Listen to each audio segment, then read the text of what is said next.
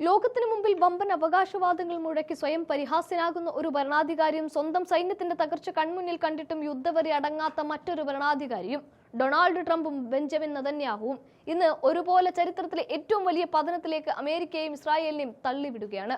ഇറാന്റെ സൈനിക ശേഷി തകർന്നു കഴിഞ്ഞു എന്നും അവരുടെ പുതിയ പരമോന്നത നേതാവ് മുജ്തബ ഖൊമേനി കൊല്ലപ്പെട്ടു എന്നും മിയാമിയിലെ ഇൻവെസ്റ്റ്മെന്റ് പരിപാടിയിൽ ട്രംപ് വിളിച്ചു കൂവുമ്പോൾ അത് കേട്ടു നിൽക്കുന്നവർ പോലും ഒരു കാര്യം വ്യക്തമാണ്: ട്രംപിന് മുഴുത്ത വട്ടാണ് എന്ന് പറയുന്നതിൽ തെറ്റില്ല എന്ന്. ഇറാന്റെ അടുത്ത പരമോന്നത നേതാവാകാൻ അവർ തന്നെ വിളിക്കുന്നു എന്നൊക്കെ അസംബന്ധം വിളിച്ചു പറയുന്ന ഒരു നേതാവ് നയിക്കുന്ന അമേരിക്ക പശ്ചിമേഷ്യയിൽ ഇസ്രായേലിനെ രക്ഷിക്കാൻ ഇറങ്ങി പുറപ്പെടുന്നത് ആത്മഹത്യാപരമാണ്.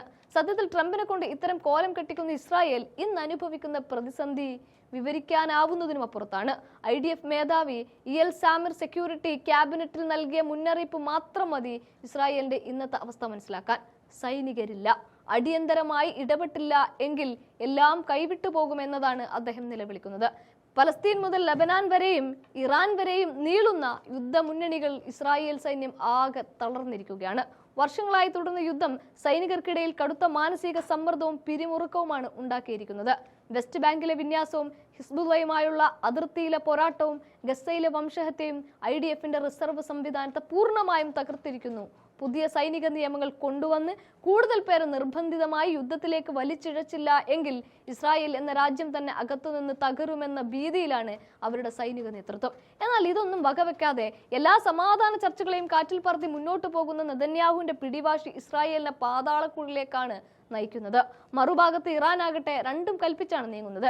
ഇസ്രായേൽ 1-10 എന്ന രീതിയിൽ മിസൈലുകൾ വർഷിക്കുമ്പോഴും ഇറാൻ തളരുന്നില്ലെന്ന് മാത്രമല്ല, അവർ ഒളിപ്പിച്ചു വെച്ചിരിക്കുന്ന പ്രതിരോധ തന്ത്രങ്ങൾ അമേരിക്കയുടെയും ഇസ്രായേലിന്റെയും സാമ്പത്തിക അടിത്തറ തോണ്ടുകയാണ്. യുദ്ധം എന്ന് വെച്ചാൽ വെറും മിസൈലുകൾ തമ്മിലുള്ള ഒരു പോരാട്ടമല്ല, അത് സാമ്പത്തികമായ ഒരു വലിയ കെണി കൂടിയാണ്. ഇറാന്റെ ഒരു ചെറിയ ഡ്രോൺ തകർക്കാൻ അമേരിക്കയ്ക്കും ഇസ്രായേലിനും ചെലവാകുന്നത് കോടിക്കണക്കിന് രൂപയാണ്. കേവലം 18 ലക്ഷം രൂപയുടെ ഒരു ഡ്രോൺ ഇറാൻ വിക്ഷേപിക്കുമ്പോൾ അത് ആകാശത്ത് വെച്ച് തകർക്കാൻ അമേരിക്കയ്ക്ക് 38 കോടി രൂപ വില മതിക്കുന്ന ആയുധങ്ങൾ ഉപയോഗിക്കേണ്ടി വരുന്നു. ഓരോ ദിവസവും ഇറാൻ വിക്ഷേപിക്കുന്ന ഡ്രോണുകളെയും മിസൈലുകളെയും പ്രതിരോധിക്കാൻ അമേരിക്കയുടെയും ഇസ്രായേലിന്റെയും ഖജനാവിൽ നിന്ന് ചോരുന്നത് കോടാനുകോടി ഡോളറുകളാണ് എന്നർത്ഥം. ഇത് ദീർഘകാല അടിസ്ഥാനത്തിൽ അമേരിക്കയുടെ സമ്പദ് വ്യവസ്ഥയെ വലിയൊരു മാന്ദ്യത്തിലേക്കും തിരിച്ചടിയിലേക്കും നയിക്കുമെന്ന കാര്യത്തിൽ സംശയമേയില്ല. ഇറാന്റെ ഓരോ നീക്കവും അമേരിക്കയുടെ സാമ്പത്തിക സ്രോതസ്സുകളെ ചോർത്തുന്ന രൂപത്തിലുള്ള രൂപകൽപ്പനയാണ് ചെയ്തിരിക്കുന്നത്. ഇതൊന്നും മനസ്സിലാക്കാതെയാണ് ട്രംപ് ഇറാന്റെ സൈനിക ശേഷി തകർന്നു എന്ന് വീമ്പ് പറയുന്നത്. യഥാർത്ഥത്തിൽ ഇസ്രായേൽ ഇന്ന് നേരിടുന്നത് സൈനികരുടെ ക്ഷാമം മാത്രമല്ല, മറിച്ച് യുദ്ധം ചെയ്യാനുള്ള ആത്മവീര്യത്തിന്റെ തകർച്ച കൂടിയാണ്. റിസർവ് ഡ്യൂട്ടിയിലുള്ള സൈനികർ എത്ര കാലം ഇത്തരത്തിൽ സമ്മർദ്ദത്തിൽ കഴിയുമെന്ന് ആർക്കും പറയാനാകാത്ത ഒരു അവസ്ഥ കൂടിയാണ്. ഇസ്രായേൽ പ്രതിപക്ഷ നേതാവ് യൈർ ലാപിഡ് പറയുന്നത് പോലെ കൃത്യമായ പദ്ധതിയോ മതിയായ സൈനിക ആയുധങ്ങളോ ഇല്ലാതെ ഒന്നിലധികം യുദ്ധമുഖങ്ങൾ തുറക്കുന്നത് രാജ്യത്തോടുള്ള ചതിയാണ്. എന്നാൽ ട്രംപ് ആകട്ടെ യുദ്ധം ജയിച്ചു എന്നും ഇറാൻ ചർച്ചയ്ക്കായി യാചിക്കുകയാണ് എന്നും പറഞ്ഞ് അമേരിക്കൻ ജനതയെയും ലോകത്തെയും തെറ്റിദ്ധരിപ്പിക്കാനാണ് ശ്രമിക്കുന്നത്.